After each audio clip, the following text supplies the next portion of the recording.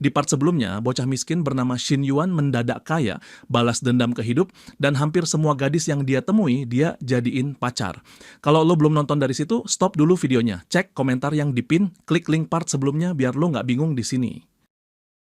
Saat itu, beberapa teman sekamar langsung mengambil buku catatan mereka dan bersiap keluar. Mereka saling mengingatkan supaya tidak gampang goyah karena persaingannya terlalu sengit. Mengejar-ngejar Shin Yuan dianggap percuma, apalagi kondisi di asrama mereka sendiri sudah cukup menguntungkan. Mereka merasa tidak perlu khawatir soal masa depan atau kesempatan mendapat pasangan yang baik, jadi menurut mereka tidak ada alasan untuk sampai sibuk mengejar satu orang laki-laki saja. Fokus mereka, menurut mereka sendiri, seharusnya tetap di belajar, baca buku, persiapan ujian, dan ngumpulin sertifikat tambahan, makanya mereka memutuskan pergi ke perpustakaan dengan dalih riset. Long Jinghan hanya bisa menggerutu dalam hati, merasa aneh karena selama 2,5 tahun kuliah belum pernah sekalipun benar-benar menginjakkan kaki di perpustakaan, dan sekarang tiba-tiba ikut pergi ke sana demi alasan riset. Padahal sebenarnya mereka hanya diam-diam keluar untuk menulis rencana bisnis, sesuatu yang sama sekali tidak memalukan. Tapi suasananya dibuat seakan-akan mereka mau melakukan sesuatu yang butuh pembenaran dulu. Meskipun begitu, ia juga merasa cara teman-temannya tidak bisa dibilang salah. Bagaimanapun, di hadapan laki-laki kelas atas dengan kekayaan yang konservatif saja, sudah di level miliaran, wajar kalau banyak gadis yang mudah terpikat. Long Jinghan sadar dirinya tidak punya hak untuk menghakimi mereka, lalu memutuskan lebih baik kembali fokus menyempurnakan rencana bisnisnya sendiri. Menjelang malam hari di kamar hotel, Shin Yuan sedang berbaring di atas ranjang sambil menanyakan pada Hui Hui apakah gadis itu pernah benar-benar memikirkan mau melakukan apa di masa depan. Hui Hui mengaku belum pernah memikirkannya dengan serius. Setelah itu, Shin Yuan menyinggung soal dirinya yang berencana mendaftar ke sebuah startup hub, seolah meminta pendapatnya. Dia tidak langsung menolak keinginan Hui Hui untuk terus dekat, tetapi di dalam hati rencananya sudah jelas. Dengan kepribadian Hui Hui yang posesif, jika gadis itu setiap hari berkeliaran di kampus dan terus mengawasi gerak-geriknya, ruang geraknya akan habis. Kalau ia ingin perlahan membangun timnya sendiri dengan stabil, keberadaan Hui Hui di sekitar tidak boleh terlalu mengekang. Shin Yuan kemudian tersenyum dan menyodorkan ponselnya pada Hui Hui, menunjukkan sebuah aplikasi berisi banyak instruktur yang sudah berpengalaman dan mempersilahkan gadis itu memilih apa yang ingin dipelajari. Pipi Hui Hui memerah menahan malu, lalu refleks heran bagaimana bisa Shin Yuan tahu banyak soal hal seperti itu. Ia hanya diberi jawaban santai bahwa semuanya didapat dari hasil mencari di internet, tidak ada cara lain. Hui Hui memilih untuk tidak menggali lebih jauh dan dalam hati sudah menyiapkan diri untuk apapun yang akan terjadi. Ia akhirnya memutuskan menutup mata dan memilih secara acak. 20 menit kemudian, setelah merasa cukup menguasai keterampilan barunya, Hui Hui menjadi sangat bersemangat dan langsung mempraktikannya, ingin memamerkan hasil belajarnya. Dengan penuh manja, ia mencari konfirmasi apakah Shin Yuan menyukai apa yang baru saja ia lakukan dan bertanya apakah dengan begini lelaki itu akan lebih sering datang menemuinya. Shin Yuan refleks menarik napas tajam, dalam hati mengumpat pelan karena terpukul oleh perhatian seorang kampus beauty yang begitu pengertian seperti itu. Bahkan merasa sanggup menghadapi beberapa gadis sekaligus jika semuanya seberpikir matang dirinya. Keesokan paginya, ketika Shin Yuan masih tertidur lelap, ponselnya berdering tanpa henti. Panggilan itu dari Liu Hang. Dalam keadaan setengah sadar, Shin Yuan merasa sebal karena ditelepon sepagi itu, seolah-olah temannya sengaja ingin membuat jantungnya hampir copot. Ia bertanya ada apa, tetapi Liu Hang hanya menyuruhnya berhenti bercanda dan langsung melihat lokasi yang baru saja dikirim, lalu diminta datang saat itu juga. Mendengar nada mendesak di suara Liu Hang, tubuh Shin Yuan sempat menegang. Ia sempat terpikir kemungkinan ada sesuatu yang buruk terjadi. Di saat yang sama, temannya menjelaskan kalau ia sedang berada di Shuyun Pavilion dan meminta Shin Yuan menemuinya di sana. Liu Hang menjelaskan bahwa ia sebenarnya hanya terseret ke tempat itu karena diajak beberapa teman dan mengaku tidak terlalu suka dengan suasananya. Namun penjelasan itu langsung dipotong dingin oleh Shin Yuan yang hanya menyuruhnya menyelesaikan urusannya di dalam dengan cepat. Ia menegaskan sudah menunggu di bawah dan kalau sampai dibuat menunggu lebih dari setengah jam, ia tidak akan segan-segan memberikan pelajaran keras pada temannya itu. Tidak lama kemudian Shin Yuan sampai di lokasi. Ia sempat memperhatikan sekeliling dan menyadari tempat itu tidak terlalu jauh dari apartemen dosen pembimbingnya, sehingga dalam hati muncul kekhawatiran kecil tentang kemungkinan bertemu mereka di situ. Saat ia masih berdiri di luar, Liu Hang memprovokasi dari arah lobi, bertanya untuk apa hanya berdiri di luar dan menyuruhnya masuk saja menikmati layanan, bahkan menyebut bahwa perempuan nomor 98 di tempat itu adalah yang paling direkomendasikan. Liu Hang melangkah keluar dari lobi sambil masih berceloteh, tetapi Xin Yuan hanya bersikap sinis. Dalam hati ia merasa tidak tertarik sama sekali karena baginya ia sudah mempunyai kampus bela yang bisa mengurusi tubuhnya, jadi tidak merasa perlu menurunkan standar sampai harus mencari perempuan di tempat seperti itu. Urusan perempuan bagi Xin Yuan bukanlah sesuatu yang kekurangan dalam hidupnya. Liu Hang kemudian menyadari mobil yang dipakai Xin Yuan, lalu kaget ketika memastikan bahwa kendaraan mewah itu ternyata milik temannya sendiri. Xin Yuan menjawab dengan santai bahwa mobil itu baru saja ia beli. Reaksi kagum langsung muncul saat Liu Hang melihat bahwa mobil tersebut adalah sebuah G-Wagon, kendaraan impian yang sudah lama ada di kepalanya.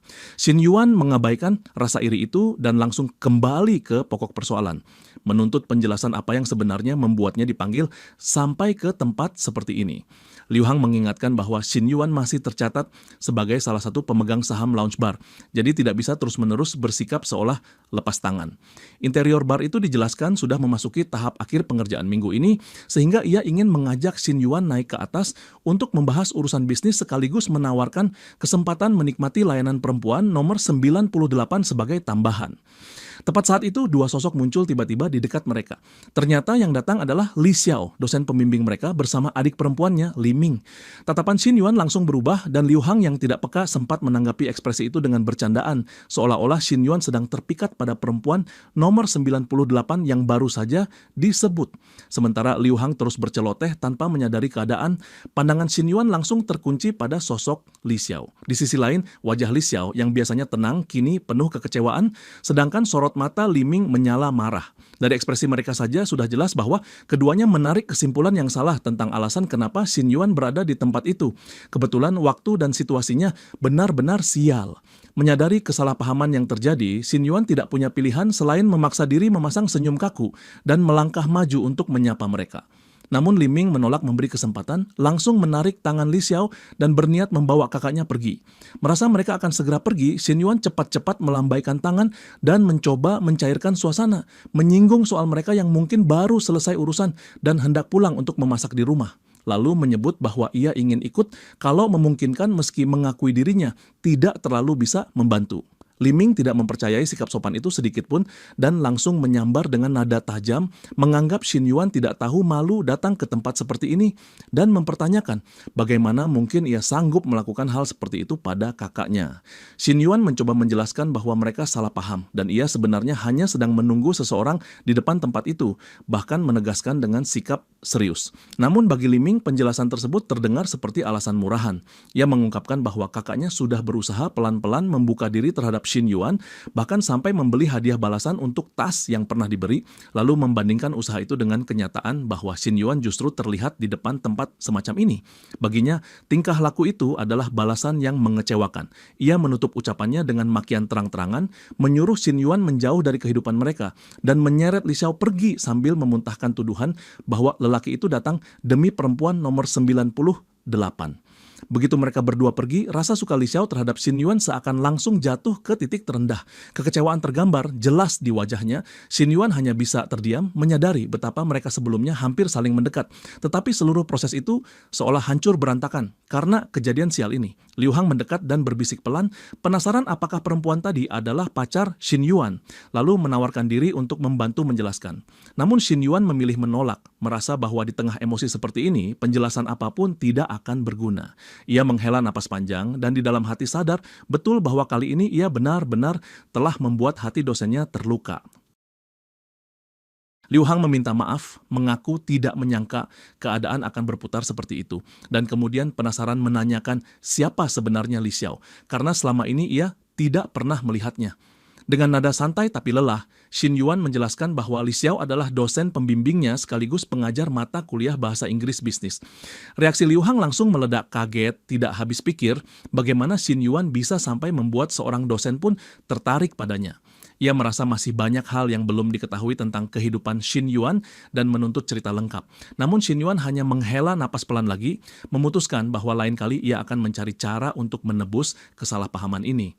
Untuk saat itu, ia hanya mengajak Liu Hang mencari tempat yang lebih tenang untuk bicara.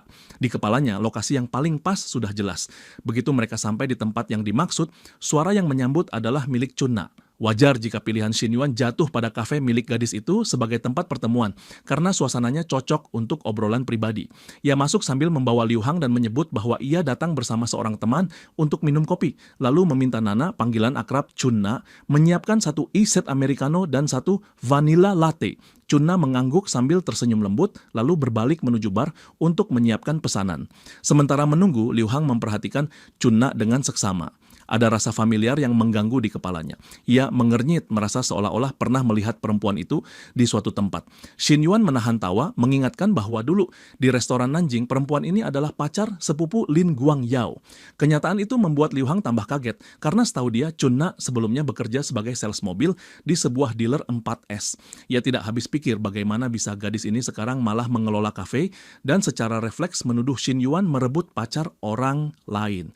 Xin Yuan hanya menanggapinya dengan tenang, menyebut bahwa situasi mereka bukan urusan merampas, melainkan soal rasa saling tertarik. Liu Hang benar-benar tidak bisa berkata-kata, merasa tingkat permainan Xin Yuan sudah berbeda. Di matanya, lelaki itu sekarang punya dosen yang tertarik padanya sekaligus mantan pacar orang lain yang kini menjadi pasangannya. Setelah cukup lama takjub, Liu Hang hanya bisa menggeleng kagum. Namun Xin Yuan segera mengakhiri candaan dan menarik pembicaraan kembali ke urusan bisnis. Ia mengumumkan bahwa untuk launch bar, ia memutuskan mundur dari keterlibatan aktif. Mulai sekarang, pengelolaan akan diserahkan penuh pada Liu Hang. Pengumuman itu membuat Liu Hang sempat membeku. Perubahan keputusan yang begitu mendadak membuatnya ragu apakah ia sanggup menanggung tekanan sendirian tanpa skema dan dukungan di balik layar dari Xin Yuan. Namun Xin Yuan hanya menepuk bahunya dengan mantap, menegaskan bahwa ia mempercayai kemampuan temannya. Menurutnya, urusan bisnis di antara saudara bisa menjadi rumit jika salah satu terlalu banyak ikut campur, dan ia tidak ingin persahabatan mereka rusak oleh konflik kerja. Liu Hang akhirnya mengumpulkan tekad dan berjanji akan melakukan yang terbaik agar tidak mengecewakan kepercayaan itu. Pada saat yang hampir bersamaan, pesanan kopi mereka selesai. Chunna datang membawa nampan, meletakkan minuman di atas meja dengan gerakan hati-hati. Liu Hang buru-buru mengucapkan terima kasih sambil memanggilnya dengan sebutan ipar, membuat wajah Chunna langsung berseri malu, pipinya bersemu merah halus, jelas terlihat ia senang dengan panggilan itu. Ia lalu mengomentari kemeja Xin Yuan yang tampak kusut dan menyinggung bagian dadanya sambil bercanda, seolah menggoda dirinya. Di sisi lain, Liu Hang merasa seperti kembali dihantam gelombang kemesraan, seakan-akan kehidupan sedang sengaja memamerkan kebahagiaan orang lain tepat di depan matanya. Malamnya, Xin Yuan kembali ke apartemen kecil milik Chunna.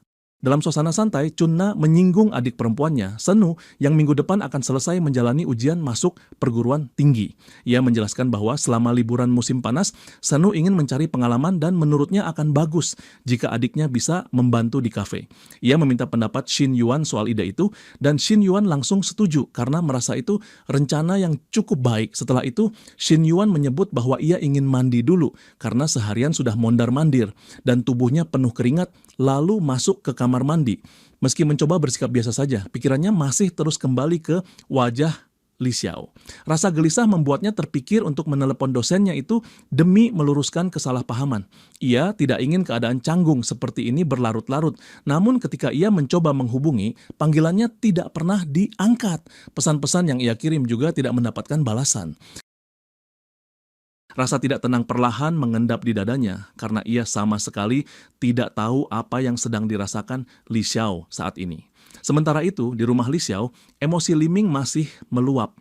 Ia merasa kesal karena Xin Yuan masih berani menghubungi kakaknya dan menyarankan agar nomor lelaki itu langsung diblokir supaya tidak bisa mengganggu lagi.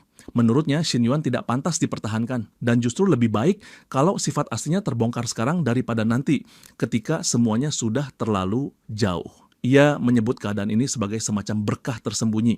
Namun di tengah nada bicaranya yang tajam, Li Ming juga mengakui bahwa ia tidak mengerti kenapa begitu banyak laki-laki suka datang ke tempat seperti yang tadi mereka lewati. Li Xiao dengan suara berat mengakui bahwa ia juga tidak paham. Bagi Li Ming, alasannya sudah jelas. Dalam pandangannya, 9 dari 10 laki-laki sulit mengendalikan diri dan tempat-tempat seperti itu adalah pelarian ketika mereka tidak bisa menahan keinginan sendiri. Ia pernah mendengar bahwa perempuan yang bekerja di lokasi seperti itu sangat paham bagaimana cara memuaskan laki-laki. Ucapan itu membuat Li Xiao teringat pada momen ketika Xin Yuan pernah mencoba memeluknya, tapi ia menepisnya. Dalam benaknya muncul kemungkinan bahwa mungkin ia selama ini terlalu keras dan membuat keadaan sulit, sehingga Xin Yuan memilih mencari pelampiasan di tempat lain. Rasa menyalahkan diri sendiri mulai menguasai pikirannya sampai ia merasa bahwa semua ini adalah kesalahannya. Wajah Liming langsung mengeras begitu menangkap arah pikiran kakaknya. Ia memperingatkan supaya Li Xiao tidak terjerumus ke dalam pemikiran seperti itu karena menurutnya sikap buta karena cinta sangat berbahaya. Ia menyuruh kakaknya mengingat apa yang dulu terjadi pada dirinya sendiri ketika membiarkan perasaan menutupi penilaian yang akhirnya hanya berujung pada penyesalan. Tatapan Li Xiao tertuju pada ekspresi serius adiknya dan hatinya sempat goyah. Ia tahu adiknya ada benarnya. Ia tidak boleh dikuasai perasaan dan harus belajar menahan diri serta tetap berpikir rasional. Di saat yang sama, ponsel Xin Yuan bergetar tanpa henti. Puluhan pesan masuk beruntun, sebagian besar dari teman-teman sekelas yang hampir tidak pernah berinteraksi dengannya, tapi sekarang mendadak bersikap ramah dan menjilat, berharap ia bisa memanfaatkan koneksi untuk membantu mereka.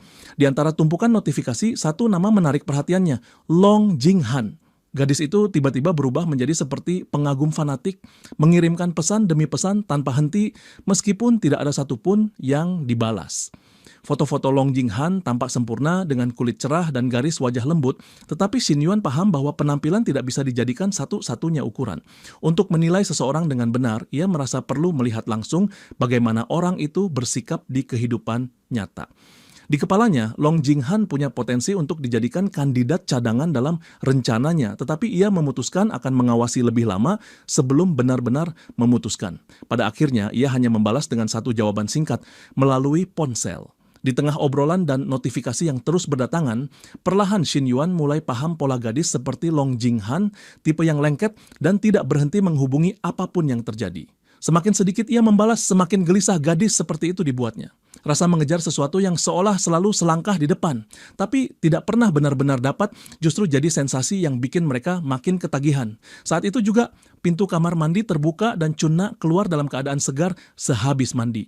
Senyum nakal melengkung di bibirnya. Ia sudah berganti memakai pakaian favorit Xin Yuan dan bahkan menambahkan kacamata karena tahu betul gaya itu paling disukai. Melihat itu, Xin Yuan sampai mengeluh setengah bercanda dalam hati, merasa seluruh ketenangan dan fokusnya seakan sengaja diguncang hari itu. Ia terkejut juga dengan inisiatif Chunna. Dalam suasana ringan, ia menyelipkan candaan tentang menunggang kuda dan menawarkan diri sebagai pelana gratis, bahkan merencanakan lain waktu mereka benar-benar pergi berkuda bersama. Tatapannya mengandung smirk puas, sementara Chunna mengerjapkan mata dengan curiga, jelas menangkap bahwa maksudnya sama sekali bukan soal kuda sungguhan. Ia merasakan nuansanya dan menyadari dengan campuran heran dan geli. Kalau di balik sisi lembutnya, Chunna memang punya jiwa pengendali yang berani mengambil alih kendali, percaya diri, dan siap menjalani tunggangan dengan penuh keyakinan. Keesokan paginya, gedung Badan Eksekutif Mahasiswa berubah ramai. Puluhan mahasiswa berdatangan sambil membawa lamaran dan CV, semuanya berharap bisa bergabung ke dalam tim Xin Yuan. Sampai titik ini, reputasinya di kampus sudah berada di level legenda. Padahal minggu lalu hampir tidak ada yang mendaftar di program kewirausahaan itu. Sekarang tiba-tiba banjir pelamar, terutama para gadis. Salah satu mahasiswa sempat bergumam heran, bertanya-tanya sendiri apakah selama akhir pekan ada kejadian besar yang terlewat tanpa ia tahu sampai bisa memicu fenomena seperti ini. Sementara itu, Xin Yuan sedang berolahraga di gym, berlari di atas treadmill ketika sekretarisnya menelepon. Di sisi lain, pelatih pribadi Lu Menglu langsung ikut memasang telinga dan dengan hati-hati bertanya siapa yang menghubungi. Sekretaris melaporkan bahwa mereka baru saja menerima gelombang pertama formulir pendaftaran dan proposal bisnis. Total keseluruhan mencapai 653 berkas. Xin Yuan mematikan treadmill dan dengan santai menanyakan komposisi jenis kelaminnya. Dari seberang, laporan lanjutan menyebut ada 628 pelamar perempuan dan hanya 25 pelamar laki-laki. Xin Yuan tertawa kecil dan memberi instruksi singkat untuk menyaring semuanya dengan ketat, mengambil yang benar-benar berkualitas dan menyingkirkan sisanya. Sekretaris sempat ragu, menanyakan apakah berarti semua pelamar laki-laki harus otomatis ditolak. Xin Yuan menegaskan bahwa selama ada laki-laki yang membawa proposal kuat, tetap boleh diloloskan. Nada bicaranya tenang dan terukur, dan sekretaris pun mengiyakan dengan patuh. Dalam hati, Xin Yuan menghitung-hitung. Kalau semua anggota tim berisi perempuan, lama-lama suasananya akan lebih mirip rombongan kabaret daripada startup beneran. Ia perlu membangun tim dengan bakat yang sesungguhnya. Kalau nanti sistem menyerahkan berbagai industri kepadanya, ia tidak mau sampai tidak punya orang yang cukup mampu untuk mengelolanya. Di tengah jeda, Lu Menglu mengingatkan bahwa pertanyaannya tadi belum dijawab. Xin Yuan hanya tersenyum tipis dan menyebut bahwa orang di telepon tadi hanyalah bawahan dari pihak kampus, tidak lebih. Sikapnya yang santai membuat Lu Menglu tanpa sadar bersuara defensif menyangkal kalau dirinya cemburu dan mengklaim hanya bertanya biasa. Xin Yuan merespons dengan lembut, menepuk pelan kepala pelatih itu sambil menenangkan bahwa tidak ada yang perlu dipikirkan berlebihan, karena hubungan mereka sebatas atasan dan bawahan tidak lebih dari itu. Pada saat itu juga, suara notifikasi sistem menggema di benak Xin Yuan. Sistem mengumumkan bahwa target perempuan ketiganya baru saja menembus tingkat afeksi di atas 90 dan rangkaian hadiah mulai diaktifkan. Jantung Xin Yuan berdebar antusias. Ia sempat memuji dalam hati, menyebut Lu Menglu sebagai sumber kejutan manis yang tidak disangka-sangka karena hanya dengan sedikit penegasan sederhana, sebuah jackpot baru kembali terbuka. Selama ini, setiap kali afeksi melewati angka 90, sistem selalu murah hati. Namun kali ini hadiah yang ditawarkan jauh lebih gila. Ada 3 hadiah sekaligus dan salah satunya menonjol seperti bintang menyala, sesuatu yang terasa mustahil ditolak oleh laki-laki manapun. Tanpa ragu, ia langsung mengaktifkan hadiah pertama. Sekejap saja, rasa panas menyeruak dari sekitar perut bawahnya. Dalam hitungan detik, ia bisa merasakan perubahan itu. Tubuhnya terasa berbeda, lebih kuat, lebih tajam, dan seolah meluap dengan kekuatan baru. Tidak perlu bukti lain. Ia mengerti bahwa dirinya baru saja naik level lagi. Ia memanggil Lu Menglu untuk mendekat, menghentikan latihan, dan berniat menguji efek baru ini secepat mungkin. Pelatih itu kaget dengan ajakan mendadak, dan bertanya kenapa mendesak sekali sampai diajak naik ke lantai atas. Meski bingung, ia tetap mengikuti. Begitu mereka masuk ke ruang bilas, ia langsung merasakan ada sesuatu yang benar-benar berubah dari Xin Yuan sampai terasa sedikit mengganggu. Ia mencoba mengungkapkan rasa heran itu, menyebut kalau auranya berbeda dan bertanya apakah hanya perasaannya saja atau jangan-jangan latihan beban tadi membawa dampak pada bagian tertentu. Xin Yuan menanggapinya dengan smirk membalik dugaan bahwa mungkin justru dirinya yang berubah. Mendengar nada itu, Lu Menglu buru-buru menurunkan intensitas, meminta agar lain kali ia bersikap lebih lembut karena ia merasa tidak yakin mampu menahan kalau dipaksa lebih jauh lagi. Xin Yuan mengiyakan dengan santai, memanggilnya dengan sebutan manja lubao, dan menjanjikan bahwa lain kali mereka akan melakukan pemanasan dulu. Dalam hati, ia kagum pada betapa nyata efek hadiah sistem kali ini. Setelah berhasil menenangkan Lu Menglu, yang juga bekerja sebagai pelatih dan sering ia panggil Coach Lu, Xin Yuan menyuruhnya beristirahat karena ia masih punya urusan lain. Saat bersiap pergi, ia menimbang-nimbang bahwa senjata baru ini bukan cuma sesuatu yang perlu dibiasakan oleh Lu Menglu seorang. Chunna dan Hui Hui juga harus menyesuaikan lain waktu. Ia menyimpulkan bahwa sebaiknya ia tidak terlalu terburu-buru dalam memanfaatkan kelebihan barunya. 1 hari penuh berlalu dan dosen pembimbingnya tetap tidak mau mengangkat telepon atau membalas pesan.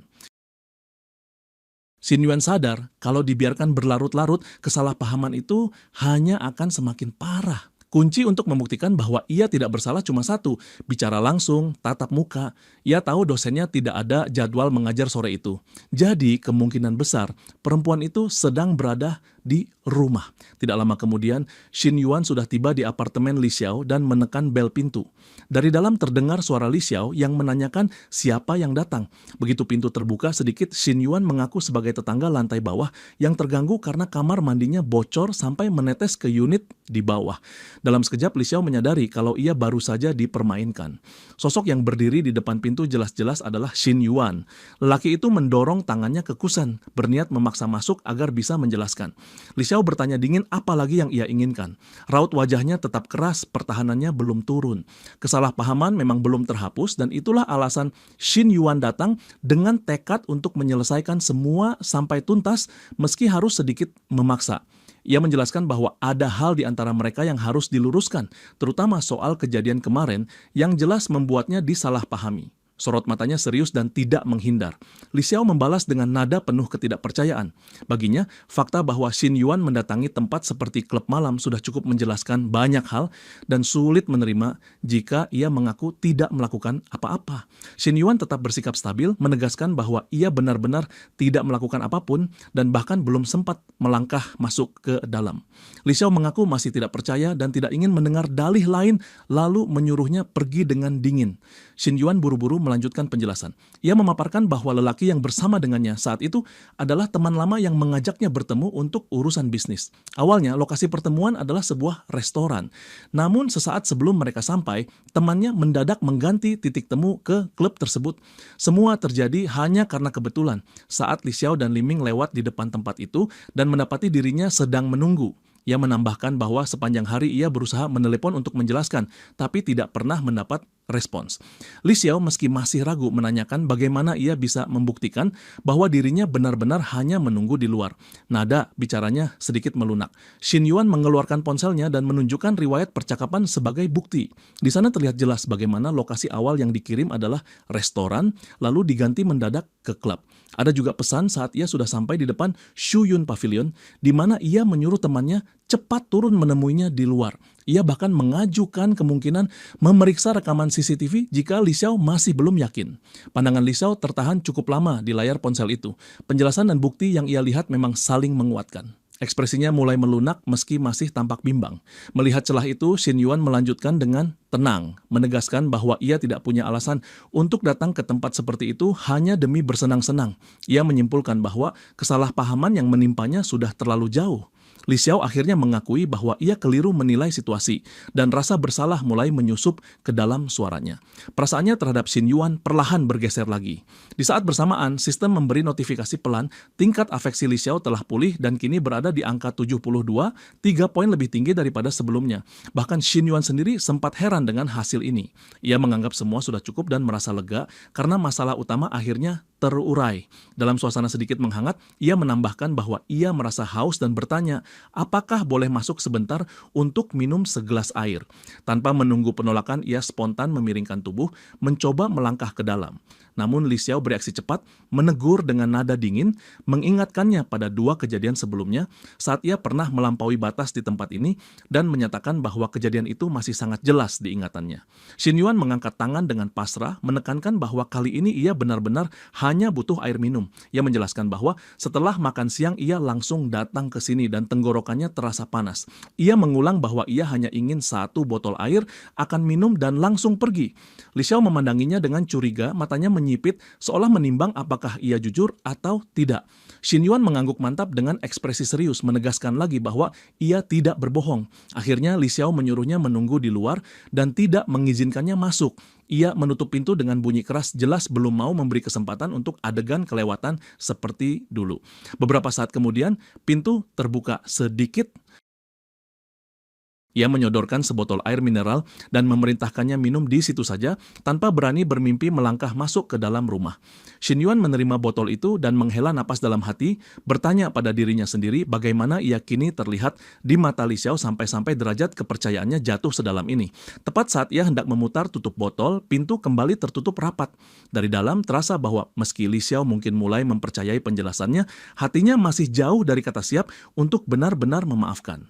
Di koridor, seorang tetangga tua yang sejak tadi memperhatikan hanya bisa menahan tawa dan menasihati dengan nada menggoda supaya anak muda seperti Xin Yuan jangan terlalu terburu-buru.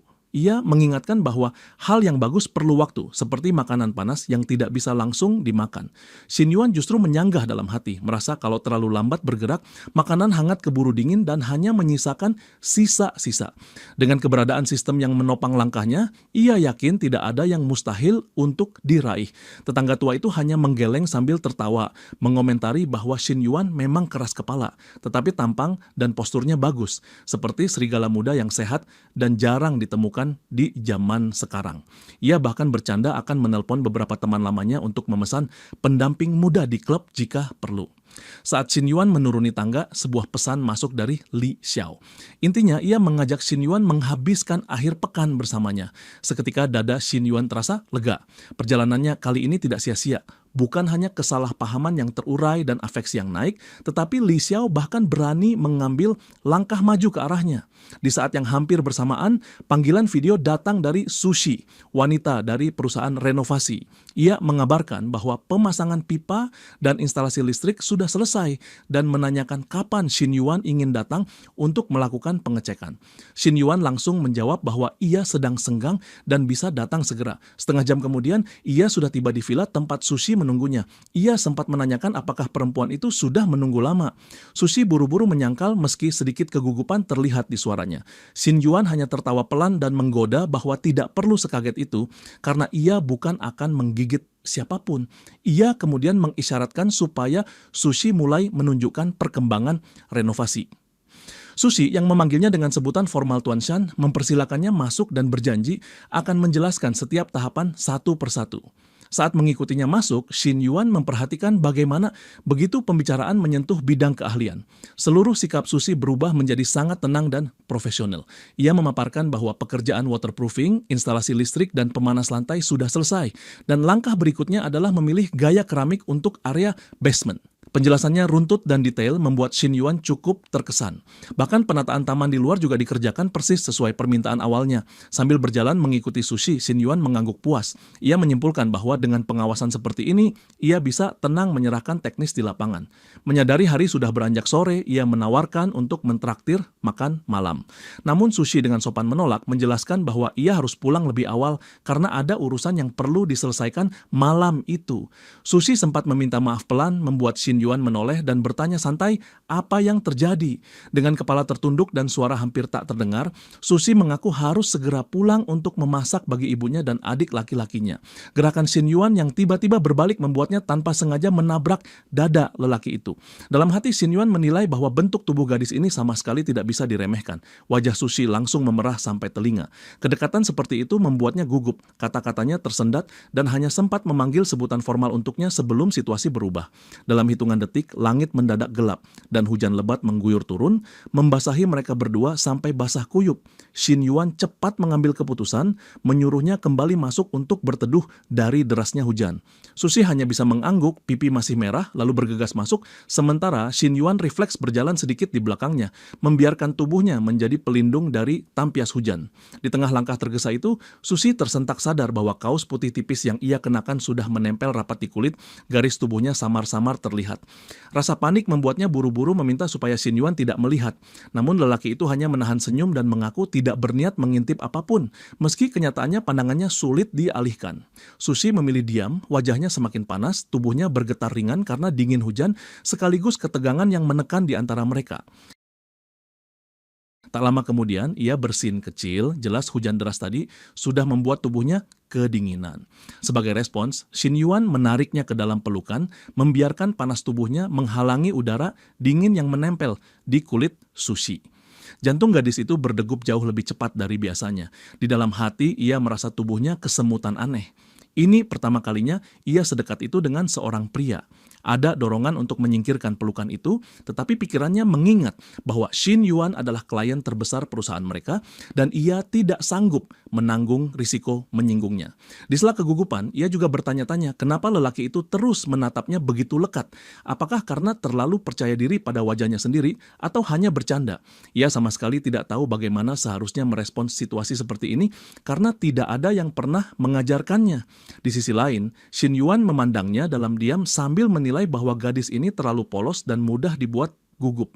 Dalam hati, ia menyimpulkan bahwa memenangkan hati Sushi akan jauh dari sulit. Meski pipinya memerah hebat, fakta bahwa ia tidak benar-benar menjauh dari pelukan menandakan bahwa ia tidak menolak keberadaannya. Celah itu memberinya cukup ruang untuk bermain. Sekitar setengah jam kemudian, hujan akhirnya reda. Shin Yuan pun melonggarkan pelukannya dan menawarkan diri mengantarkan Sushi pulang dengan mobil. Suara Sushi terdengar malu-malu saat ia mengiyakan, pipinya makin merah ketika dengan pelan mengingatkan bahwa tangan Shin Yuan masih saja bertengger di tubuhnya. Lelaki itu sempat tertegun sejenak, lalu tertawa ringan, mengakui bahwa ia menahan terlalu lama dan beralasan tidak ingin gadis itu masuk angin. 40 menit kemudian, mobil Shin Yuan berhenti di depan gedung tempat tinggal Sushi. Gadis itu berterima kasih pelan karena sudah diantar jauh dan merasa semua ini sudah cukup banyak. Shin Yuan hanya tersenyum dan menanyakan apakah boleh ikut naik sebentar. Setelah ragu beberapa detik, Sushi mengangguk dan ikut membawakan kantong belanjaan naik bersamanya. Saat Shin Yuan mengikuti dari belakang, ia tertegun melihat kondisi tangga dan koridor yang remang-remang, dinding lembab penuh jamur, dan keseluruhan bangunan yang tampak tua dan nyaris tidak layak huni. Susi mempersilakannya masuk, tapi dengan jujur mengakui bahwa ia akan sibuk memasak untuk keluarganya sehingga tidak bisa banyak mengobrol. Shin Yuan hanya tertawa pelan, menyebut bahwa itu tidak masalah dan ia hanya akan duduk sebentar di dalam. Di lantai atas, beberapa tetangga sudah saling berbisik penasaran. Mereka memperhatikan mobil yang tadi berhenti di bawah dan menduga harganya tidak murah. Bahkan menebak itu adalah sebuah G-Wagon yang nilainya mencapai jutaan. Dari situ obrolan bergeser ke dugaan bahwa lelaki itu mungkin pacar Susi, apalagi terlihat membawa banyak bingkisan naik. Sebagian sudah yakin bahwa akhirnya gadis itu mendapatkan pasangan yang lumayan sehingga hidupnya tidak perlu sesulit sebelumnya. Namun ada juga yang menyela dengan nada sinis mengingatkan bahwa laki-laki kaya biasanya sangat memperhitungkan latar belakang keluarga dan tidak akan sembarangan mengikat diri dengan gadis dari lingkungan seperti ini. Mereka menyebut bahwa gadis manis ada di mana-mana dan bertanya untuk apa menikahi seseorang yang ayahnya sudah tiada, ibunya sakit-sakitan, dan masih harus membesarkan adik yang kecil. Seorang pria tua yang mendengar komentar itu langsung memotong, menegur mereka agar menjaga ucapan dan tidak seenaknya menilai kehidupan orang lain.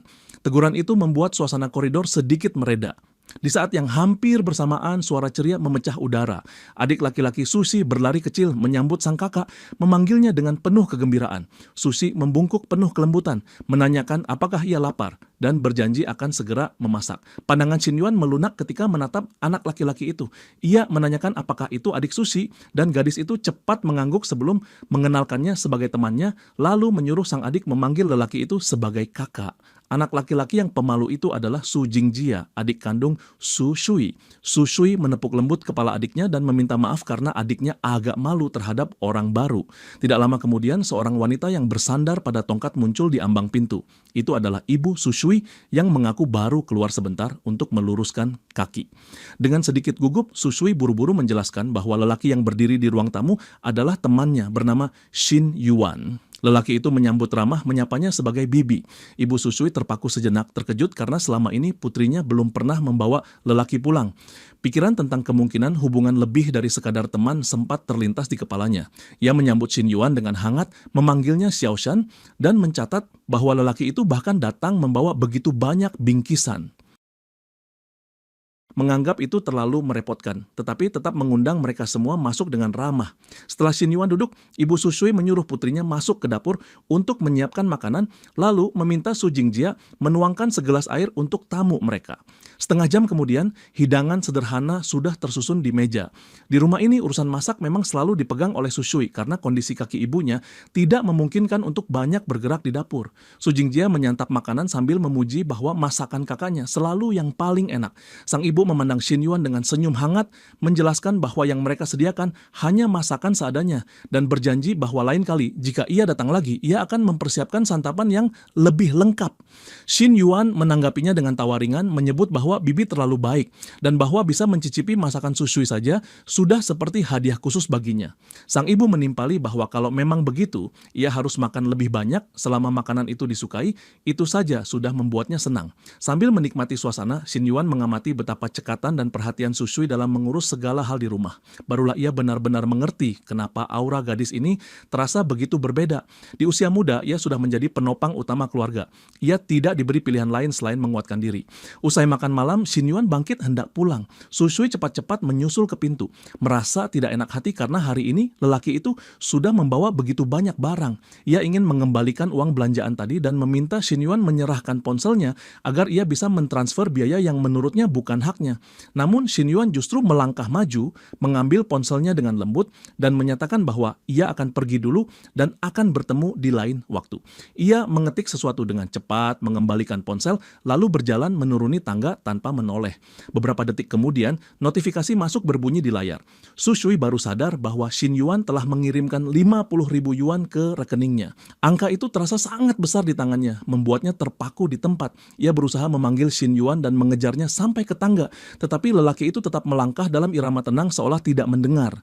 Bagi Shin Yuan, 50.000 bukan jumlah yang berarti, namun bagi keluarga Susui, uang itu cukup untuk meringankan beban mereka untuk sementara waktu.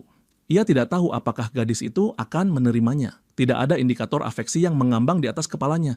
Kalau sampai ditolak, ia sudah berniat mencari cara lain untuk membantu. Meski begitu, saat ia masuk ke dalam mobil, ia merasa ada sesuatu yang samar-samar kembali padanya, sesuatu yang sempat ia kira perlahan menghilang. Ia tidak bisa langsung menamai perasaan itu. Ketika mobilnya mulai melaju, panggilan dari sekretaris masuk.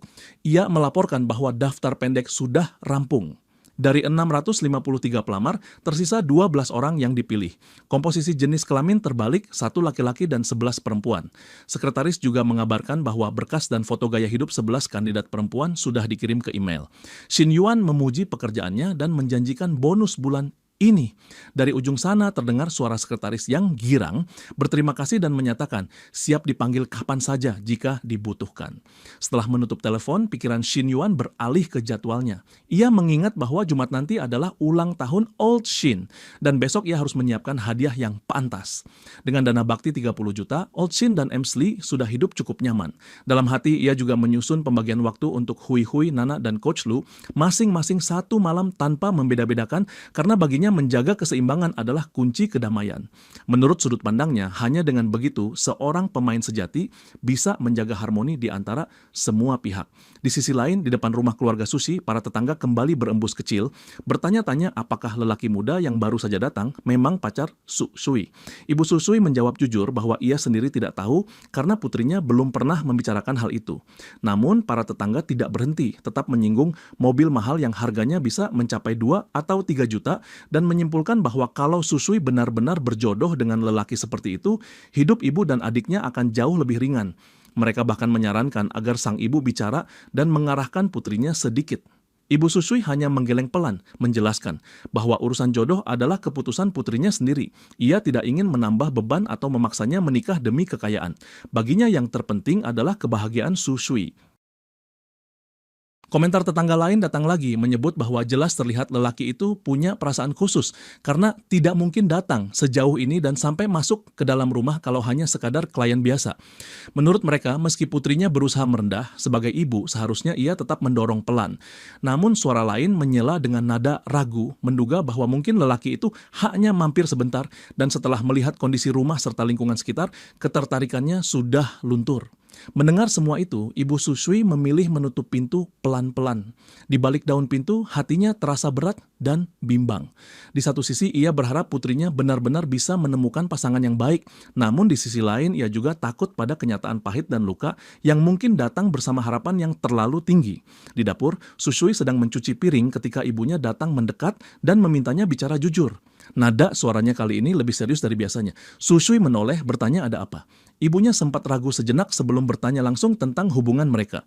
Ia ingin tahu apa sebenarnya status antara Susui dan lelaki muda yang tadi datang. Dalam hati, tentu saja ia penasaran pada sosok Shin Yuan. Susui menjelaskan bahwa Shin Yuan adalah klien besar perusahaan renovasi tempatnya bekerja.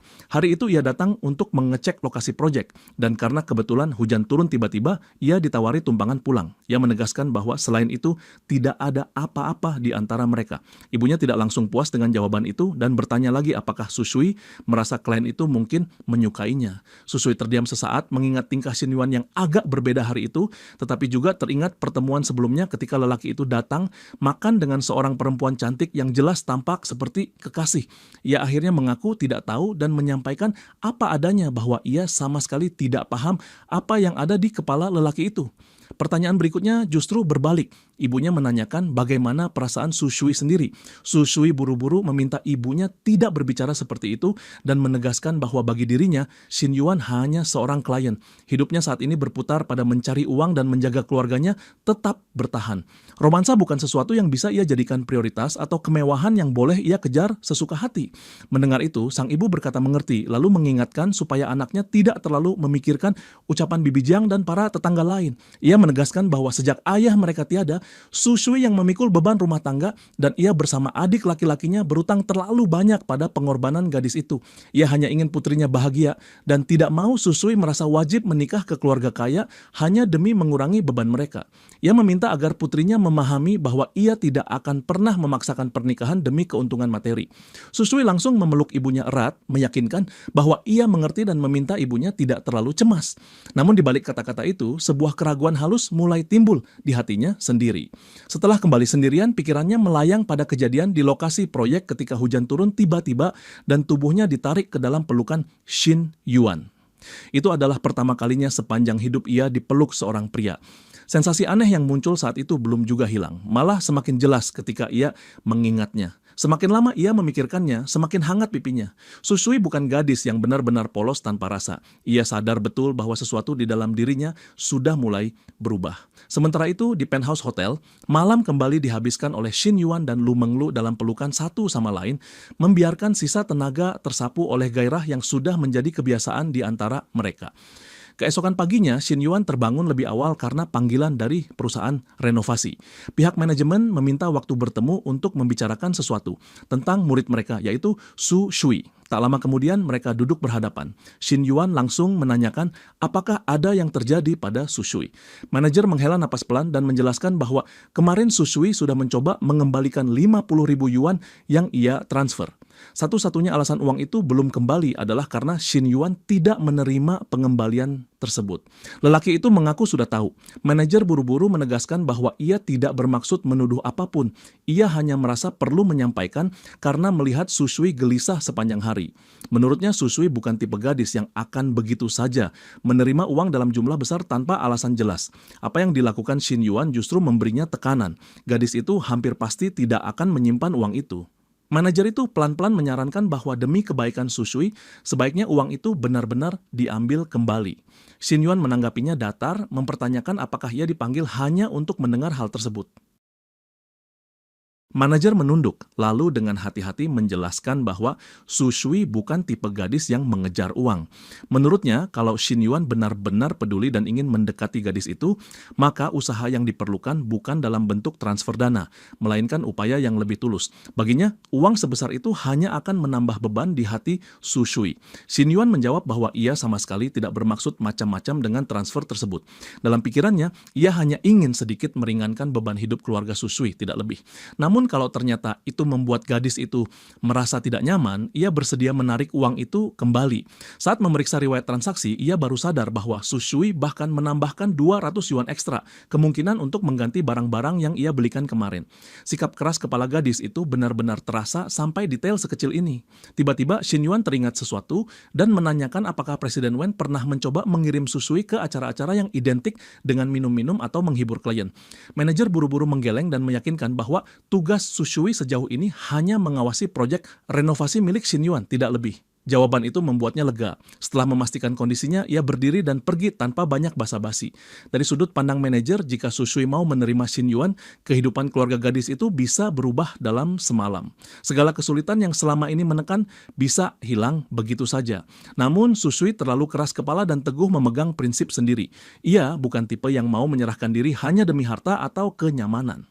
Di zaman ketika semakin banyak perempuan memilih jalan pintas dengan bersandar pada pria demi hidup yang lebih mudah, sosok seperti Su Shui yang rela tetap berjuang meski berat demi berdiri di atas kaki sendiri jadi semakin langka.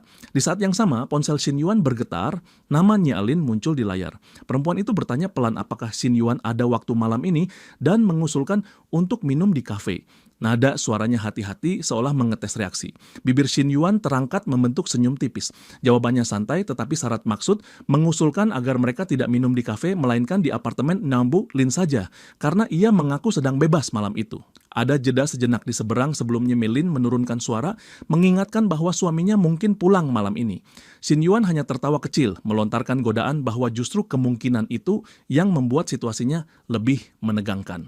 Setelah diam cukup lama, Nyemelin akhirnya menyetujui dengan nada malu-malu, memintanya datang. Shin Yuan menambahkan bahwa ia belum makan dan butuh makanan yang layak jika ingin punya tenaga untuk memperbaiki AC di rumahnya. Jantung Yanlin langsung berdebar dan ia cepat-cepat mengiyakan, berjanji akan memasak sesuatu. Pukul 6 tepat, Shin Yuan tiba di apartemen. Setelah melepas sepatu, ia menanyakan dengan santai menu apa yang disiapkan malam ini. Nabila Lin menjawab bahwa ia memasak sup tonik ginjal babi dengan wajah memerah, tangan memegang sendok sayur, dan blus ketat yang menonjolkan lekuk tubuhnya. Jelas terlihat ia sudah mempersiapkan kedatangannya dengan sungguh-sungguh, sampai memilih hidangan yang maknanya cukup terang. Shin Yuan hanya menyimpan tawa dalam hati. Ia merasa bahwa perempuan yang sudah menikah memang tahu cara menunjukkan perhatian dengan cara yang sangat tepat sasaran. Ia melangkah lebih dekat, menyandarkan wajah ke sisi telinganya, bertanya pelan apakah hidangan seperti ini pernah ia buatkan untuk suaminya sebelumnya. Napasnya Lin sempat tertahan, pipinya memanas. Ia mengakui bahwa ini pertama kalinya ia mencoba, bahkan baru belajar resepnya dari internet. Shin Yuan melirik jam dan tertawa kecil sambil menyimpulkan bahwa mereka punya sekitar 1,5 jam. Detak jantung Lin semakin cepat, jemarinya tanpa sadar memutar ujung blus sambil mengakui dengan suara ragu bahwa suasana hari ini terasa berbeda dibanding pertemuan mereka sebelumnya. Shin Yuan mendekat dengan nada rendah penuh godaan, menanyakan apakah ia menyukai perbedaan itu. Sekitar 1 jam kemudian, sup matang dan dihidangkan. Shin Yuan mencicipinya lalu mengangguk puas. Untuk percobaan pertama, rasanya sudah sangat baik. Mata Lin langsung berbinar lega. Ia berkata senang jika Shin Yuan menyukainya dan menawarkan untuk sering memasak hidangan seperti ini kalau ia mau. Shin Yuan mengangkat alis sambil menggoda, mempertanyakan apakah itu tidak menyulitkan. Lin menunduk, suaranya lembut tetapi mantap, mengaku sudah memutuskan untuk bercerai dan ingin mengejar kebahagiaan yang menurutnya nyata.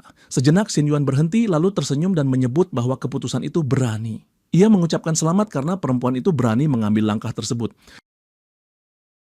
Di dalam hatinya, sebagian diri masih menikmati sensasi menjadi lakon bajingan. Tetapi di sisi lain ia sadar bahwa kebahagiaan perempuan di depannya juga bukan sesuatu yang bisa diabaikan. Lin berterima kasih mengakui bahwa kehadiran Shin Yuan di hidupnya yang membuat ia punya keberanian untuk mengambil keputusan itu. Matanya berkilat lembab dan di benak Shin Yuan sistem kembali berbunyi mengumumkan bahwa afeksi perempuan itu bertambah 8 poin. Dalam hati ia bergumam bahwa beban seperti ini sebenarnya bukan sesuatu yang seharusnya ia pikul. Ia bukan muncul ke dunia untuk menghancurkan rumah tangga orang lain. Namun ketika ujung jarinya menyentuh lembut pipi Lin, kadar afeksi di sistem kembali naik. Lin panik dan buru-buru menjelaskan bahwa ia tidak bermaksud menyalahkan Shin Yuan atau melempar tanggung jawab padanya. Lelaki itu hanya menanggapinya dengan senyum tipis, sementara di dalam hati ia mulai menghitung. Jika perceraian benar-benar terjadi, ia bisa memanjakan perempuan ini terang-terangan. Dengan kepribadian seperti miliknya Lin, sedikit perhatian saja sudah bisa mendongkrak afeksinya dengan cepat. Beberapa kali menenangkan gejolak hatinya dan beberapa kencan yang memanjakan mungkin sudah cukup untuk mendorong afeksinya sampai angka 90. Di sisi lain, kota Zhangxiong pulang ke kompleks apartemennya. Saat melewati area parkir, ia melihat sebuah G-Wagon dan memperhatikan sosok pria yang baru saja masuk ke dalam mobil. Rasa familiar membuatnya berpikir keras beberapa detik sebelum akhirnya teringat bahwa itu adalah anak orang kaya yang pernah membeli mobil di tempat kerja Chun Na dan sempat dirumorkan memelihara gadis itu. Melihat mobil itu di lingkungannya sendiri membuatnya langsung bertanya-tanya alasan lelaki itu datang ke daerah ini. Sesampainya di rumah, ia tersenyum lebar ketika melihat mangkuk sup di meja. Ia berseru senang karena istrinya ternyata membuatkan sup tonik untuknya dan merasa istrinya akhir-akhir ini semakin perhatian. Nyai, Lin hanya menyesap sedikit sup, menyembunyikan senyum tipis yang ingin muncul. Dalam hati, ia berbisik bahwa sup ini sama sekali bukan dibuat untuk suaminya. Saat Zhangxiong mengeluh tentang udara yang panas dan tidak adanya AC, serta menuduhnya terlalu hemat listrik, ia menjawab dengan datar bahwa dirinya baik-baik saja dan tidak merasa gerah. Di balik jawaban pendek itu, pikirannya justru sibuk memastikan agar ruangan tidak menyimpan terlalu banyak jejak aroma Shin Yuan. Zhangxiong tertawa menganggap sup itu sebagai penambah stamina dan berjanji bahwa setelah mandi, ia akan memberi istrinya waktu menyenangkan. Namun begitu keluar dari kamar mandi hanya dengan handuk melilit pinggang, ia mendapati pintu kamar tidur terkunci rapat. Ia menggerutu menghubungkan sup itu dengan harapan yang kandas, lalu menyimpulkan bahwa kalau malam ini istrinya tidak berminat, maka lain kali ia akan mengalihkan tenaganya ke gadis lain yang lebih muda. Ia sama sekali tidak menyadari apa atau tepatnya siapa yang sudah melewati ruang tamunya hari itu. Keesokan harinya, kampus heboh dengan kabar mengejutkan. Proyek kewirausahaan milik Shin Yuan resmi dimulai. Sesuai instruksinya, sekretaris mengubah rasio awal, menambah 2 kandidat laki-laki di antara daftar, meski mayoritas nama tetap diisi ikon perempuan paling menonjol di kampus.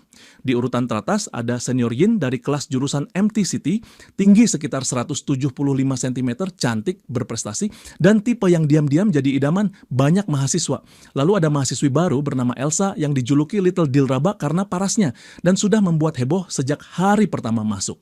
Selain itu, ada juga Dewi cosplay bernama Yang Man yang kostum Shrine Maiden miliknya pernah viral di Douyin dan mendatangkan lebih dari 200.000 pengikut dalam semalam. Di tengah jajaran peserta yang berkilauan itu, Long Jing-han sempat melirik penampilannya sendiri yang sederhana dan hampir langsung ciut. Ia merasa benar-benar meremehkan situasi, menilai dirinya tampak biasa saja dan terasa mustahil untuk menyaingi mereka. Di sisi lain, Yin Song, ketua kelas dari kelas Shin Yuan sendiri, terlihat jelas kesal. Ia menghitung satu persatu nama perempuan yang masuk dan menyimpulkan bahwa daftar itu lebih mirip audisi harem daripada inkubator startup sungguhan. Begitu menyadari bahwa namanya sendiri ternyata ikut masuk dalam praseleksi, ia hampir meledak, membayangkan dirinya seolah dikodratkan menjadi Kasim di tengah kumpulan selir. Pada titik ini, kelompok harem itu pada dasarnya sudah terbentuk, semua kandidat berkumpul dan hanya menunggu Shin Yuan muncul untuk memilih. Sekretaris sudah menyiapkan semua, panggungnya sudah dirancang rapi. Tinggal menunggu sang bos memainkan perannya. Di lokasi seleksi, suasananya dipenuhi antisipasi. Seorang mahasiswa laki-laki bergegas mendekat dengan wajah cerah, memperkenalkan diri sebagai Mo Jianwang dan menyatakan lega karena akhirnya ada laki-laki lain di sana. Shin Yuan sempat tertegun ketika mengenali Yin Song, ketua kelasnya sendiri, lalu bertanya kenapa ia juga ikut proyek ini. Yin Song menjawab dengan sikap tegak bahwa ia berasal dari keluarga biasa. Justru karena itu ia merasa paling butuh kesempatan seperti ini. Suasana ruangan mendadak pecah saat teriakan kagum terdengar dari berbagai sudut. Kehadiran Shin Yuan di pintu seolah seperti kedatangan selebriti. Mata para gadis berbinar, kegembiraan mereka memenuhi ruangan. Shin Yuan menyapu pandangan ke seluruh aula, berhenti sebentar pada 2 wajah laki-laki yang tampak mencolok di antara lautan peserta perempuan. Ia menyeringai tipis, lalu menyebut nama Mo, mengingat bahwa ia adalah salah satu yang lolos. Ia menjelaskan bahwa alasan kedua laki-laki itu bisa melewati seleksi awal cukup sederhana. Rencana bisnis mereka realistis, tidak sekadar omong kosong. Untuk kewirausahaan di lingkungan kampus, menurutnya yang penting adalah kebutuhan nyata seperti makanan dan kebutuhan harian. Ia mengingat bahwa satu di antara mereka mengusulkan usaha gorengan dan lainnya mengusulkan lapak buah di bawah asrama putri. Mo cepat mengakui bahwa rencana warung gorengan adalah miliknya. Shin Yuan memberi komentar bahwa kampus saat ini belum punya warung seperti itu, jadi jelas ada celah yang bisa diisi. Kalau rasa enak dan harga wajar, bisnisnya pasti jalan. Sementara itu, lapak buah di bawah asrama putri hampir pasti mendapat pelanggan terus-menerus. Mendengar penilaian seperti itu, Mo sampai tertegun, jantungnya berdebar kencang, mulai bertanya-tanya apakah mereka benar-benar sudah dianggap sebagai kandidat pilihan. Yin Song di sisi lain tidak tertipu. Ia paham bahwa kehadiran mereka berdua lebih sebagai penyeimbang simbolis di tengah daftar perempuan yang mendominasi, supaya citra proyek tidak tampak terlalu berat sebelah. Namun ia juga sadar bahwa selama bisa mendapatkan pendanaan, posisi pion pun tidak masalah. Shin Yuan lalu menyinggung catatan di formulir, menanyakan pada Mo soal pengalaman sebagai opinion leader di media sosial. Mo mengangguk dan menjelaskan secara singkat bahwa ia pernah mengelola pasukan akun bayaran, memimpin lebih dari 100 orang, ikut serta dalam beberapa kampanye daring, dan beberapa kali menyusun operasi besar. Shin Yuan mengangkat tangan, menghentikan penjelasan yang mulai melebar. Ia menyampaikan bahwa itu sudah cukup dan menyuruh mereka pulang dulu. Ia menambahkan bahwa kalau suatu hari nanti ia membangun perusahaannya sendiri, jaringan yang dimiliki Mo bisa sangat berguna. 2 jam kemudian, sesi wawancara selesai. Shin Yuan bersandar di kursi dengan perasaan puas. Sekretarisnya bekerja sangat baik. Awalnya ia tidak menaruh harapan besar pada proses seleksi ini, tetapi ternyata beberapa kandidat yang muncul bisa dibilang permata langka, cantik sekaligus cerdas. Sekretaris itu memang mengerti betul cara bekerja demi bosnya. Saat suasana mulai mereda, terdengar ketukan di pintu. Long Jing-han masuk. Sekretaris yang masih di tempat langsung mengernyit, menghentikannya, dan mengingatkan bahwa sesi wawancara sudah selesai serta menanyakan apa lagi yang ia perlukan. Long Jing-han meski gugup menyatakan bahwa ia punya sesuatu yang ingin disampaikan langsung pada Presiden Shin. Sekretaris melirik ke arah Shin Yuan untuk meminta keputusan. Lelaki itu hanya tersenyum tipis dan menyuruhnya keluar, menyatakan akan menangani sisanya sendiri. Begitu ruangan hanya menyisakan mereka berdua, Xin Yuan mempersilakan Long Jinghan mengutarakan isi hati. Long Jinghan meremas jemari sendiri, menunduk, lalu dengan pelan menanyakan apakah artinya ia gagal dalam seleksi. Di dalam hati, jantungnya berdebar keras. Ia takut sudah dicoret, mengingat saat wawancara tadi Xin Yuan tampak lebih fokus pada dua kandidat lainnya dan hampir tidak menoleh padanya, sesuatu yang diam-diam cukup menyakitkan. Xin Yuan menjawab dengan santai bahwa keputusan akhir baru akan ditetapkan setelah putaran peninjauan kedua. Dengan cemas, Long bertanya apakah itu berarti ia masih punya kesempatan. Senyum Xin Yuan mengembang licik, menyiratkan bahwa kesempatan itu sebenarnya sudah ia berikan. Long baru sadar bahwa diundang masuk lagi sendirian seperti ini adalah kesempatan itu sendiri. Ia buru-buru menambahkan bahwa ia sudah memiliki lisensi akuntansi junior dan sertifikasi CPA internasional, serta sedang mempersiapkan ujian ekonom junior. Walaupun pengalaman kerjanya belum banyak, ia merasa mampu mengurus pembukuan, laporan keuangan, laporan data, dan perhitungan biaya tanpa masalah. Xin Yuan mengangkat alis dan menyebut bahwa secara logika, akuntan yang lebih tua dengan pengalaman bertahun-tahun mungkin akan lebih cocok menangani urusan seperti itu. Nada suaranya dengan jelas mengisyaratkan bahwa kelebihan di atas kertas bukan hal utama yang ia incar. Dada Long Jinghan terasa sesak. Dalam sekejap ia paham bahwa yang sedang diuji di sini bukan cuma sertifikat. Bagi Long Jinghan jelas kalau yang sedang diuji oleh Xin Yuan bukan sekadar daftar sertifikat atau kemampuan mengolah angka. Ada sesuatu lain yang ia cari, sesuatu yang hanya bisa ditawarkan olehnya sebagai perempuan. Di dalam kepala Long, pikiran berloncatan cepat. Selama ini sudah banyak laki-laki yang mengejarnya, cukup untuk dibuat berbaris dari gerbang depan kampus sampai ke belakang. Namun hampir semuanya miskin gaya, miskin uang, dan miskin kemampuan. Sok percaya diri, tapi tidak ada yang benar-benar pantas dilirik. Bagi Long, mereka tidak sepadan dengan waktunya. Setelah menunggu 2 tahun, baru kali ini ia merasa menemukan sosok seperti Xin Yuan, target yang benar-benar layak dipertaruhkan. Hidup hanya sesekali memberi kesempatan untuk bertaruh besar. Kalau bukan sekarang, kapan lagi? Dengan tekad seperti itu, ia tahu dirinya harus menang. Ia memutuskan untuk mengerahkan kartu terkuat yang sebenarnya. Long Jinghan mencondongkan tubuh sedikit, bibirnya melengkung membentuk senyum menggoda. Ia mengakui bahwa dirinya memang belum punya puluhan tahun pengalaman kerja, tetapi menekankan bahwa ia jauh lebih menarik dibanding akuntan paruh baya manapun, dengan penampilan dan bentuk tubuh yang tidak tertandingi. Ia paham inilah saatnya menampilkan sisi yang selama ini ia simpan. Xin Yuan akhirnya tertawa kecil, mengakui bahwa akuntan profesional bisa ditemukan di mana saja, tetapi akuntan dengan paras cantik dan tubuh seperti Long adalah kombinasi yang langka. Long menimpali dengan nada hati-hati bahwa dirinya merasa sangat cocok untuk posisi yang ia incar dan ingin tahu pendapat seniornya itu. Melihat keberanian Long Jinghan, Xin Yuan mengakui bahwa cara berpikirnya masuk akal. Percakapan yang awalnya kaku perlahan mengalir, dan tanpa mereka sadari waktu berjalan begitu saja. 40 menit berlalu sebelum keduanya sadar akan lamanya mereka bersama di ruangan itu. Di sela keintiman yang tercipta, Xin Yuan menundukkan suara, menawarkan posisi yang jauh lebih pribadi, menjanjikan bahwa jika Long bersedia menjadi miliknya, ia tidak akan pernah rugi. Ia sempat terkejut sungguhan ketika menyadari bahwa sampai hari itu Long Jinghan masih belum pernah disentuh siapapun. Setelah semuanya berakhir dan rasa puas sudah meresap, Xin Yuan dengan santai menyebut rencana kecil untuk akhir pekan, menawarkan pergi berbelanja bersama sebagai bentuk hadiah sederhana. Hati Long Jinghan langsung terasa berpendar dan ia mengiyakan dengan senang. Dalam benaknya, ia merasa sudah mendapatkan tempat di dunia Xin Yuan. Mungkin bukan posisi yang besar, tetapi jauh lebih baik daripada tidak ada sama sekali. Hanya dengan memikirkan itu saja, rasa sukanya pada lelaki itu merangkak naik sampai menyentuh angka 61 di panel sistem. Saat angka afeksi itu berkedip di hadapan Xin Yuan, ia tersenyum dalam hati. Level itu sudah cukup baginya untuk mulai memberikan berbagai keuntungan balik bagi Long, seperti cashback dan fasilitas lain yang biasa ia gunakan sebagai bentuk imbalan. 10 menit kemudian pintu kantor terbuka. Long Jinghan keluar dengan langkah pincang, menahan rasa nyeri yang masih jelas terasa, dan menggumam pelan betapa sakitnya pengalaman barusan. Sekretaris yang menunggu di luar buru-buru meraih lengannya, hampir bisa menebak sendiri apa yang baru terjadi. Dengan nada khawatir, ia mempertanyakan apakah semua ini memang perlu. Long Jinghan hanya memaksa senyum kecil dan menjawab lirih bahwa dirinya baik-baik saja. Di dalam hati, ia justru merasa kebahagiaan yang belum pernah ia rasakan sebelumnya. Baginya, rasa sakit itu sepadan dengan kepastian bahwa ia sekarang punya keterikatan nyata dengan Shin Yuan. Hari berikutnya adalah Jumat, hari ulang tahun ayahnya. Sejak awal ia sudah mengatur sebuah mobil untuk diberikan sebagai hadiah dan kini mobil itu sudah siap. Keesokan harinya, mobil pesanan itu diantar, tampil mencolok dan berwibawa di depan rumah. Adik perempuannya, Shanshan, tidak mampu menyembunyikan rasa kagum ketika melihat kendaraan itu. Ia menarik lengan kakaknya, merengek manja bahwa dirinya juga ingin punya mobil.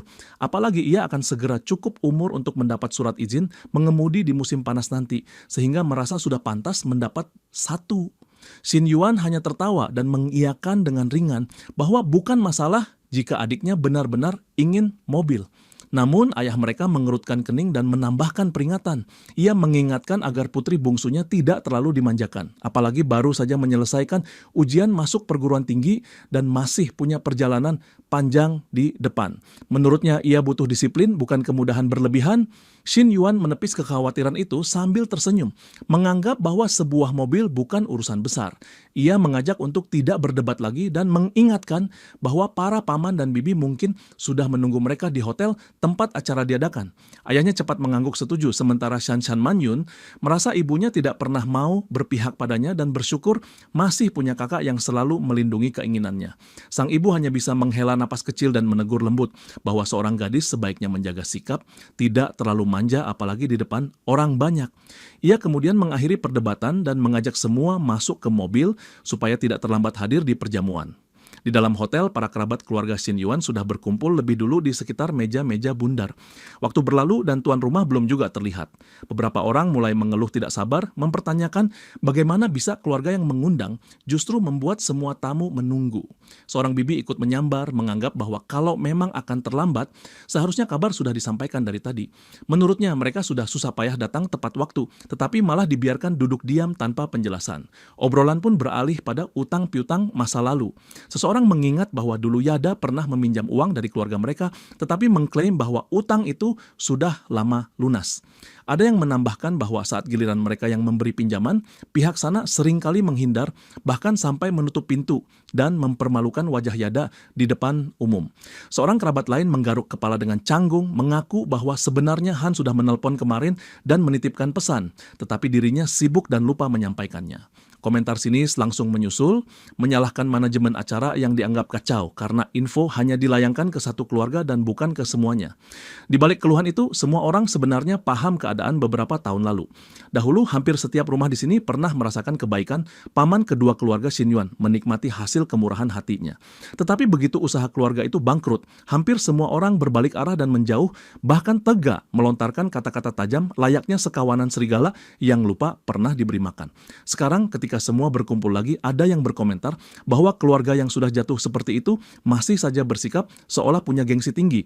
Ia meragukan bahwa pesta ulang tahun ini akan berjalan mulus. Seorang kerabat lain menyenggol paman ketiga, menertawakannya dan berkata bahwa malam ini mungkin akan jadi panggungnya. Bahkan sebelum keluarga inti tiba, ruangan sudah penuh dengan gunjingan dan keluhan yang saling bersahutan. Mereka tidak menyadari bahwa panggung yang sesungguhnya sudah disusun dan mereka semua hanya menunggu saat dipermalukan oleh kenyataan. Di ruang makan privat, kerabat keluarga Shin Yuan masih sibuk pamer satu sama lain. Kakak ketiga yang baru saja membeli mobil baru memanfaatkan momen untuk mempromosikan usahanya, menjelaskan bahwa mobil baru harus dirawat dengan benar. Ia menyarankan agar semua kerabat datang ke bengkelnya untuk perawatan lengkap, mulai dari pencucian, waxing, pemolesan, bahkan sampai layanan pelapisan khusus, dan menjanjikan diskon 30%. Namun, Ayong, salah satu saudara yang duduk di meja itu, justru tidak menanggapi candaan tersebut. Ia malah menyela dengan nada ketus, menyarankan agar kakak tertua menelepon adik kedua untuk menanyakan kapan akan datang, karena anak-anak sudah kelaparan. Ia menambahkan komentar pedas bahwa keluarga yang pernah bangkrut masih saja berani membuat orang lain menunggu dan menyebut itu sebagai kelancangan. Istri Ayong langsung ikut masuk, suaranya tajam. Ia sejak lama menyimpan ketidaksukaan pada ibu Shin Yuan dan rasa kesal itu semakin menjadi-jadi ketika prestasi akademik Shanshan terus mengalahkan nilai putrinya sendiri.